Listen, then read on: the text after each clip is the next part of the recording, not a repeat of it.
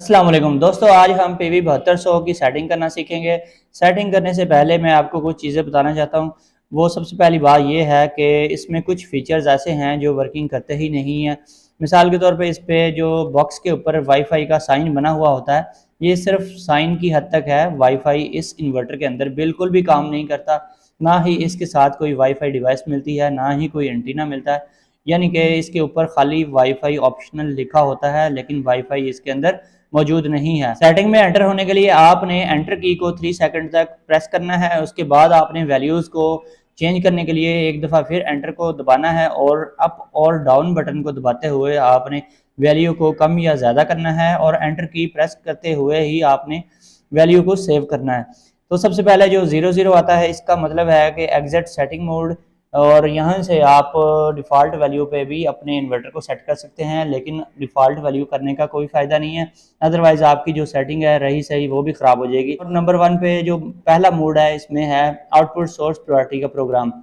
इसमें 4 अदद मोड्स दिए गए हैं, जो कि इसमें एक मोड जो है एमकेएस का, ये खाली दिया हुआ है इन्होंने। इन्वर्टर के अंदर ऑप्शन भी आता है एमकेएस का, इसको सेलेक्ट करने के बाद ये काम ही नहीं करता। ये काम ही नहीं करता, यानी कि एमकेएस पे जब इन्वर्टर को रखते हैं तो उसका मतलब ये होता है कि हमारा जो इन्वर्टर है दिन के टाइम बैटरी से शेयरिंग करेगा और रात के टाइम ये वापडा को यूज़ करेगा, जबकि दिन के टाइम ये वापडा को बिल्कुल भी यूज़ नहीं करेगा। लेकिन ये एमकेएस मोड जिन्होंने रखा हुआ है, ये काम ही नहीं करता। एमकेएस रखने के बावजूद एसयूबी मोड चल रहा होता है। इसमें जो नंबर 1 मोड है वो यूएसबी है, यानी कि अगर आप एज आ यूपीएस इसको यूज़ करना चाहते हैं, कोई सोलर पैनल आपने नहीं लगाए, तो फिर यूएसबी सेलेक्ट कर लें। अदरवाइज़ आप अगर एसयूबी भी सिलेक्ट कर लेंगे तो कोई मसला नहीं है। और एसयूबी मोड बेसिकली होता है जब आपने सोलर पैनल कम लगाए हों और आप चाहते हों कि अगर एक्स्ट्रा लोड चले तो फिर ये यूटिलिटी से शेयरिंग कर ले। यानी कि अगर आप यूटिलिटी से शेयरिंग करवाना चाहते हैं तो एसयूबी मोड को सिलेक्ट कर लें। अदरवाइज़ आपको एसयूबी मोड रखने का कोई ख़ास फ़ायदा नहीं होगा, क्योंकि एसयूबी मोड पे रखने से आपका इन्वर्टर यूटिलिटी से शेयरिंग करता रहता है। यानी कि अगर ना भी आप एक्स्ट्रा लोड डालें, फिर भी तकरीबन 100 वाट तक ये वापडा को यूज़ करता रहता है। और तकरीबन अगर 10 घंटे सोलर आपका चलता है तो 10 घंटों में तकरीबन 1 यूनिट डेली का ये कंज्यूम कर लेता है, अगर आप एक्स्ट्रा लोड नहीं भी डालते तो भी। और इसके बाद जो है मोड एसबीयू है। अगर आप सबसे ज़्यादा बचत वाला मोड लगाना चाहते हैं तो फिर एसबीयू को सिलेक्ट कर लें। एसबीयू का मतलब है कि सोलर जो है जिस उसके ऊपर अगर आप एक्स्ट्रा लोड डालेंगे तो बैटरी से शेयरिंग कर लेगा। यानी कि सोलर पैनल्स की कैपेसिटी से ज़्यादा लोड होगा तो फिर ये बैटरी से शेयरिंग कर लेगा, और जैसे ही आप लोड को हटाएंगे उसी टाइम ये ऑटोमेटिकली बैटरियों को चार्जिंग करनी स्टार्ट कर देगा। एसयूबी मोड पे होता क्या है, दिन के टाइम सोलर चलता है, जबकि रात को टाइम ये वापडा को यूज करता है और बैटरी को बिल्कुल यूज नहीं करता सिवाय लोड शेडिंग के। जब लोड शेडिंग होगी तभी ये बैटरी को थर्ड ऑप्शन के तौर पे यूज करेगा। जबकि एसबीयू मोड में क्या होता है, एसबीयू मोड में होता यह है कि सारा दिन सोलर चलता है और बैटरी से शेयरिंग होती रहती है। शाम के टाइम जब सोलर की पावर काफी वीक हो जाती है तब बैटरी से शेयरिंग करनी स्टार्ट कर देता है, और करता करता ये जब मगरिब के बाद सोलर को छोड़ता है उस टाइम अप्रोक्सीमेटली 50% तक बैटरी यूज हो चुकी होती है। और उसके बाद ये क्या करता है, ये बैटरी को एक खास लेवल तक डिस्चार्ज करता है। यानी कि जो सेटिंग प्रोग्राम नंबर 12 में आपने रखी होगी उस लेवल तक बैटरी को ले जाता है। उसके बाद फिर बैटरी को छोड़ के यूटिलिटी को ऑन कर देता है। यूटिलिटी यानी ग्रिड को वापडा को चला देता है और वापडा से चार्जिंग भी बैटरी की स्टार्ट हो जाती है। और फिर एक खास लेवल जो कि आपने 13 नंबर सेटिंग में रखा होता है उस लेवल तक बैटरी को चार्ज करता है, और फिर दोबारा से ये बैटरी मोड पे चला जाता है और वापडा को यूज करना छोड़ देता है। और इसके अलावा इसमें एमकेएस मोड भी है, लेकिन यहाँ पे ये खास चीज है कि एमकेएस मोड इसमें काम ही नहीं करता। यानी कि एमकेएस का ऑप्शन इन्होंने यूजर मैनुअल में भी दिया हुआ है, बल्कि इन्होंने इन्वर्टर के अंदर भी दिया हुआ है। जब आप सेटिंग करते हैं तो इन्वर्टर में भी ये ऑप्शन आता है और सिलेक्ट भी हो जाता है, लेकिन ये बिल्कुल काम नहीं करता है। यानी कि इसका काम ये होता है कि दिन के टाइम पे तो इन्वर्टर ने बैटरी को यूज करना होता है साथ शेयरिंग करके, यानी कि सोलर से जो एक्स्ट्रा लोड होता है वो बैटरी की शेयरिंग से चल रहा होता है। तो बैटरी जो है वो यूज होती है उस टाइम जब सोलर की कैपेसिटी से ज्यादा लोड आता है, अदरवाइज लोड सोलर पे ही चल रहा होता है। और शाम के टाइम क्या होता है, रात के टाइम ये वापडा को यूज करता है और बैटरी को थर्ड ऑप्शन पे ले लेता है। यानी कि बैटरी सिर्फ लोड शेडिंग की सूरत में यूज होती है, अदरवाइज बैटरी ड्रेन नहीं होती। इसके बाद जो नंबर 2 का प्रोग्राम है ये है मैक्सिमम चार्जिंग करंट का। यानी कि सोलर से आपने जो चार्जिंग सेट करनी है वो यहाँ से आप सेलेक्ट करेंगे।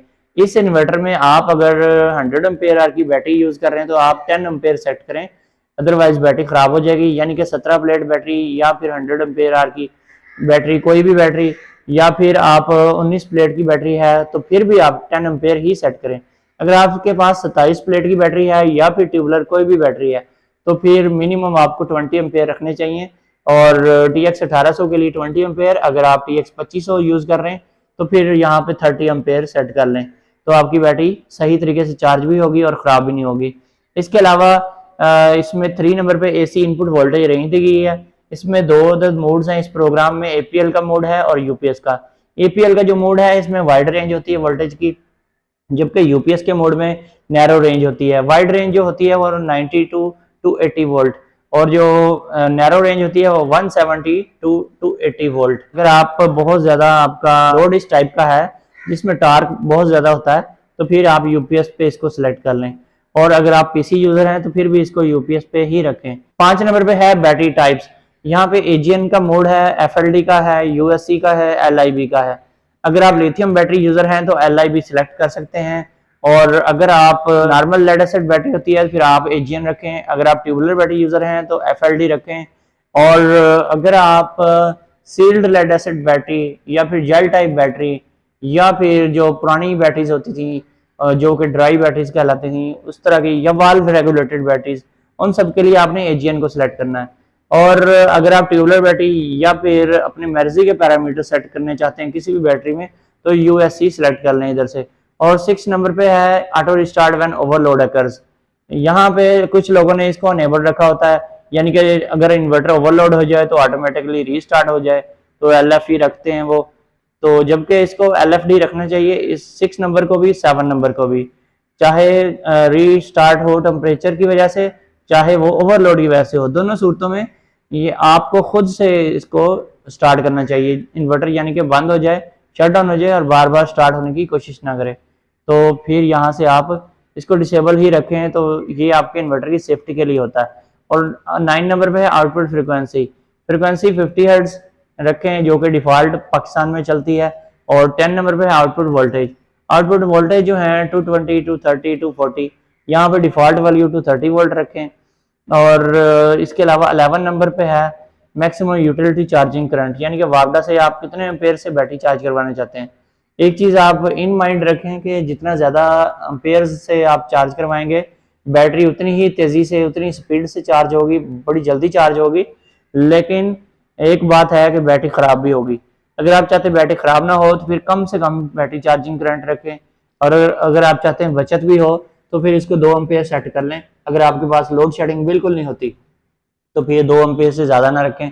और अगर आप चाहते हैं कि बैटरी एक नॉर्मल करंट से चार्ज हो, चाहे छोटी है या बड़ी है, तो फिर 10 एम्पेयर रख लें। अगर आप चाहते हैं कि बैटरी जो है देर से चार्ज हो रही है और आपकी बैटरी भी बड़ी है, यानी कि आपकी बैटरी ट्यूबुलर बैटरी है TX 1800, या फिर आप 27 प्लेट की बैटरी यूज़ कर रहे हैं तो फिर आप यहाँ पे 20 एम्पेयर भी सिलेक्ट कर सकते हैं। अदरवाइज अगर आपकी बहुत बड़ी बैटरी है TX 3000, TX 3500 या बहुत हैवी टाइप की बैटरी, या फिर आपने पैरेलल में 8 बैटरियां लगाई हुई हैं तो फिर आप यहाँ पे 30 एम्पेयर या 40 एम्पेयर भी सिलेक्ट कर सकते हैं। इसके बाद 12 नंबर की सेटिंग है। 12 नंबर की सेटिंग तभी काम करती है जब आपने नंबर 1 पे प्रोग्राम SBU सिलेक्ट किया हो, यानी कि जो बैटरी से शेयरिंग वाला प्रोग्राम है वो आपने अगर सिलेक्ट किया हुआ है तो फिर ये 12 नंबर और 13 नंबर दोनों सेटिंग्स काम करती हैं। तो 12 नंबर पे आपने यहाँ पे जो डिफॉल्ट वैल्यू है 46 रखें, और इसको कम या ज़्यादा रखेंगे तो फिर इन्वर्टर जो है उसमें कोई भी प्रॉब्लम आ सकती है। लेकिन अगर आपके इन्वर्टर में कोई प्रॉब्लम नहीं आती, आप इसको कम या ज़्यादा भी कर सकते हैं। तो ये 12 नंबर का प्रोग्राम होता इसलिए है कि आपने कहाँ तक बैटरी डिस्चार्ज करानी है शाम के टाइम, यानी कि मगरिब के बाद जब सोलर ख़त्म हो जाता है तब बैटरी पे आपका सिस्टम सारा चल रहा होता है, तो आप क्या चाहते हैं कि बैटरी मेरी कितनी यूज़ हो, तो यहाँ पे 46 रखेंगे तो इसका मतलब ये होगा तकरीबन आपकी बैटरी 30 to 40% तक डिस्चार्ज हो जाएगी। उसके बाद आपकी बैटरी जो है वो डिस्चार्ज होना बंद हो जाएगी और वापडा चल पड़ेगी। जब वापडा चल पड़ेगी तो चार्जिंग भी स्टार्ट हो जाएगी और जो लोड है वो भी सारा वापडा के ऊपर चल पड़ेगा। तो 13 नंबर पे आपने इसको FUL रखना है ताकि बैटरी फुल चार्ज हो, जब तक बैटरी फुल चार्ज ना हो तब तक ये चार्जिंग होती रहे, उसके बाद ये वापडा को छोड़ दे और दोबारा बैटरी के ऊपर शिफ्ट हो जाए, तो फिर बैटरी से लोड चलना शुरू हो जाएगा, वापडा को इन्वर्टर बंद कर देगा। तो यहाँ पे आपने इसकी सेटिंग रखनी है। तो यहाँ पे डिफ़ॉल्ट वैल्यू है 54, ये भी आप रख सकते हैं।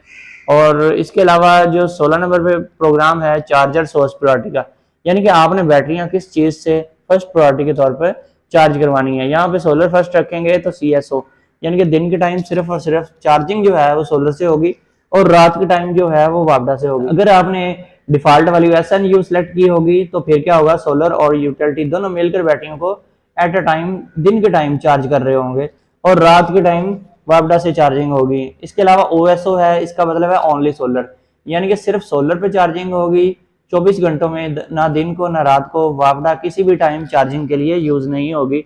और 18 नंबर पे है अलार्म कंट्रोल, यहाँ से अलार्म ऑन ऑफ करवा सकते हैं। 19 नंबर पे है return to default display screen, यानी कि सेटिंग करते करते इन्वर्टर जो बार बार होम स्क्रीन पे चला जाता है, इसको रोकने के लिए आप यहाँ से FEP सिलेक्ट कर सकते हैं ताकि आपका इन्वर्टर एक ही स्क्रीन के ऊपर स्टे करे। और 20 नंबर पे है back light control, back light को यहाँ से आप ऑन या ऑफ करवा सकते हैं।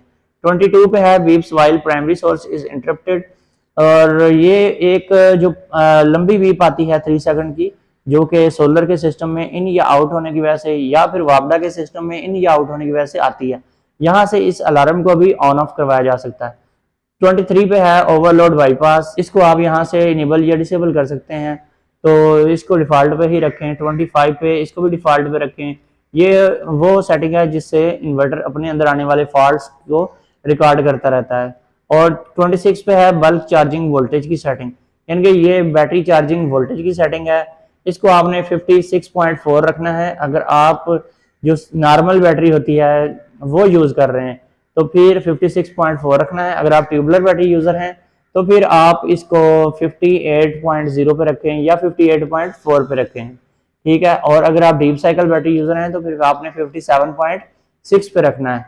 और इसके अलावा 27 पे है फ्लोट चार्जिंग वोल्टेज, ये है आपका battery cut off charging point. Most important setting है, इसकी वजह से बैटरियां बहुत ज़्यादा ख़राब होती हैं, ओवर चार्ज होती हैं। इसको आपने 54.0 रखना है।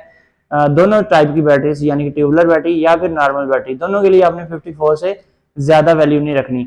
अगर आपने लिथियम बैटरी के पैरामीटर सेट करने हैं तो आपने 5 नंबर पे LIB को सिलेक्ट कर लेना है। और अगर आपने USE को सिलेक्ट किया हुआ है तो फिर भी आप लिथियम के लिए भी 54.0 या 55.0 भी सिलेक्ट कर सकते हैं। और इसके अलावा 29 पे है लो DC कट ऑफ वोल्टेज, यानी कि जब रात के टाइम लोड शेडिंग की सूरत में सिर्फ बैटरी पे सारा लोड होता है तो इन्वर्टर कितने वोल्ट तक बैटरी को डिस्चार्ज करे, उसके बाद शट डाउन हो जाए सारा सिस्टम। तो ये लोड शेडिंग की सूरत में यहाँ पे आप 40 वोल्ट रख लें, यानी कि 40 वोल्ट तक आपका जो इन्वर्टर है बैटरी को नीचे लेकर जाए, उसके बाद ये बंद हो जाए।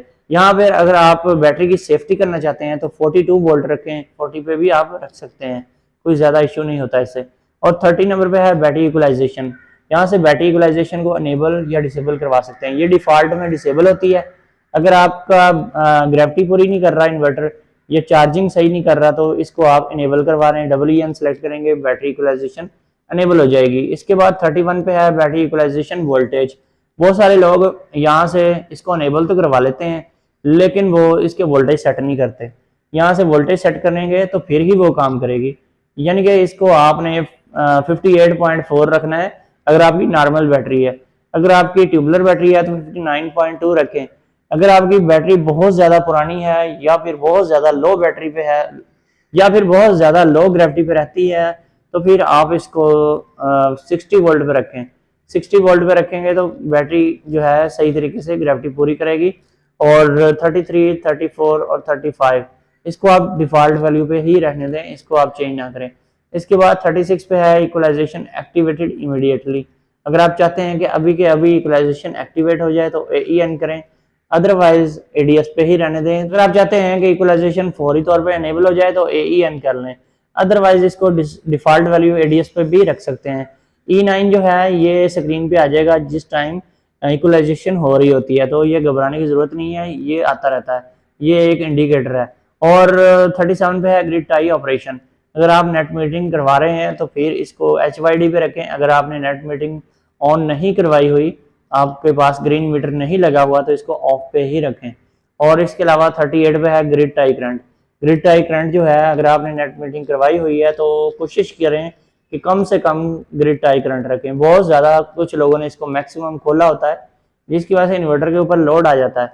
तो ये तभी सेटिंग करनी है जब नेट मीटरिंग करवाएं 37 और 38 नंबर की, ठीक है। और 39 पे है LED pattern light. LED light को यहाँ से ऑन ऑफ करवा सकते हैं। इसके अलावा ड्यूल आउटपुट को यूज करना है तो फिर L20 यानी कि L20 को सिलेक्ट कर लें। इसके अलावा 42 पे है इसकी ड्यूल आउटपुट की सेटिंग, यानी कि जो स्मार्ट लोड यानी हैवी लोड आपने कट ऑफ करवाना होता है उसकी सेटिंग है यहाँ पे 44 वोल्ट की डिफॉल्ट। इसको आप 46 वोल्ट पे करें। यहाँ पे आपको एक इंटरेस्टिंग बात बताऊं कि जो अच्छे इन्वर्टर होते हैं उसमें ये ऑप्शन जो है 46 वोल्ट तक नहीं आता, बल्कि 60 वोल्ट तक आता है। जो 6 किलोवाट के इन्वर्टर होते हैं उनमें ये ऑप्शन 60 वोल्ट तक आता है। वैसे इस इन्वर्टर में ड्यूल आउटपुट सही तरीके से काम ही नहीं करता, यानी कि जब तक बैटरी पूरी डिस्चार्ज नहीं हो जाती, सिर्फ ये बैटरी को 20 या 30% तक छोड़ता है। उसके बाद जब बैटरी इतनी थोड़ी सी बच जाती है तब ये हैवी लोड को कट ऑफ करवाता है। यानी कि हैवी लोड को इसमें हम 50% बैटरी पे कट ऑफ नहीं करवा सकते। इसके अलावा इस इन्वर्टर में आने वाले चंद फॉल्ट्स के रेफरेंस कोड्स दिए गए हैं। यहाँ से आप देख सकते हैं कि आपके इन्वर्टर की स्क्रीन पे कौन सा रेफरेंस कोड आ रहा है, उस फॉल्ट का मतलब क्या है। तो यहाँ से आप किसी भी फॉल्ट को खुद से ट्रेस कर सकते हैं। और इसके अलावा यहाँ पे इसके वार्निंग इंडिकेटर का तरीकाकार भी बताया हुआ है कि किस तरीके से स्क्रीन पे आइकॉन फ्लैशिंग कर रहा होता है या बीप आ रही होती है। इसके अलावा इसमें आने वाले फॉल्ट्स की ट्रबल शूटिंग दी गई है कि कौन से नंबर का फॉल्ट आए तो आपने क्या करना है। सबसे पहले कुछ काम जो होते हैं वो आपके करने के होते हैं, वो खुद ही आप करके इसको ठीक कर सकते हैं। अदरवाइज ये भी लिखा होता है कि ये काम जो है आपके करने का नहीं है, आपको रिटर्न टू रिपेयर सेंटर यानी कि सर्विस सेंटर जाना पड़ेगा। तो इसके बाद यहाँ पर बैटरी की टाइमिंग यानी उसका बैकअप टाइम दिया हुआ है, यानी कि आप कितना लोड डालेंगे और आपको कितना बैकअप मिलेगा। तो आप यहाँ से अंदाज़ा लगा सकते हैं कि आपका लोड कितना है और कितने घंटे चलना चाहिए। तो यहाँ पर इम्पोर्टेंट चीज़ ये है कि ये टेबल जो है सिर्फ और सिर्फ लिथियम बैटरी के लिए ही यूज़ हो सकता है। लिथियम बैटरी का इस तरह बैकअप आपको बहुत ज़्यादा मिल सकता है। ये बहुत ज़्यादा बैकअप इन्होंने बताया हुआ है, जबकि हमें इसका तीसरा हिस्सा भी नहीं मिलता जब हम लेड एसिड बैटरी या ट्यूबुलर बैटरी यूज़ करते हैं। या कोई भी नॉर्मल लेड एसिड बैटरी है तो इतना ज़्यादा बैकअप कभी भी नहीं मिलता।